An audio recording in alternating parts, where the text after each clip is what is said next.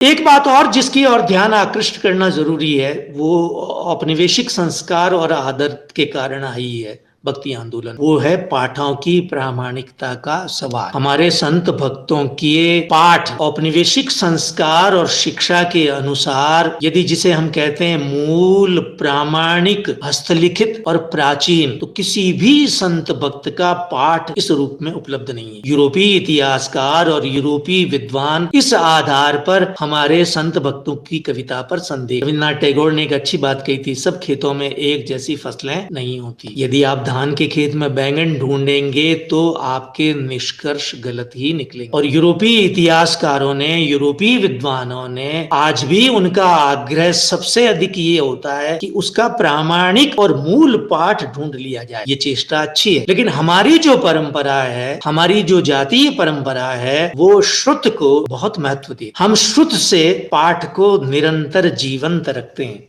श्रुत से लिखित में ले जाते हैं, लिखित से फिर श्रुत में लेते हैं, और पाठ जीवंत रहता है। मीरा की कविता में बहुत जोड़ बाकी हुआ, कबीर की कविता में भी बहुत जोड़ बाकी हुआ, सूरदास की कविता में भी बहुत जोड़ बाकी हुआ। इधर कुछ लोग कहने लगे कि एक सूर है ही नहीं, 2-3 सूर हैं। लेकिन एक बात का ध्यान रखिए कि पाठों की प्रामाणिकता, दस्तावेज का आग्रह भारतीय परंपरा में, ठहरे हुए दस्तावेज का आग्रह भारतीय परंपरा में नहीं है। इसलिए यदि इस आग्रह के साथ जाएंगे तो वो आपका आग्रह पश्चिमी ज्ञान मीमांसा का आग्रह होगा। वहां दस्तावेज की परंपरा, हमारे यहाँ दस्तावेज की, डॉक्यूमेंट की कोई परंपरा नहीं मिलती। डॉक्यूमेंट है तो भी हम उसको श्रुत में ले जाते हैं, श्रुत है तो भी हम उसको लिखित में ले जाते हैं। आप देखिए मीरा के कई पाठ हैं, आप देखिए कबीर के एकाधिक पाठ हैं, कई रूपों में उपलब्ध। और इसी हमारे यहाँ रामायण आप देखिए कि निरंतर एक परंपरा, महाभारत एक निरंतर परंपरा में, कबीर की कविता एक निरंतर परंपरा में। कभी कभी ये भी होता है कि हम अपने सुख दुख भी उसमें जोड़ देते, लेकिन इसका मतलब ये नहीं है कि वो प्रामाणिक रचनाएं नहीं है। इसी रचना, यदि आप श्रुत और शुद्ध परंपरा में भी ढूंढेंगे, खोजेंगे, तो आपको मूल का अवशेष कम से कम मिल ही जाएगा।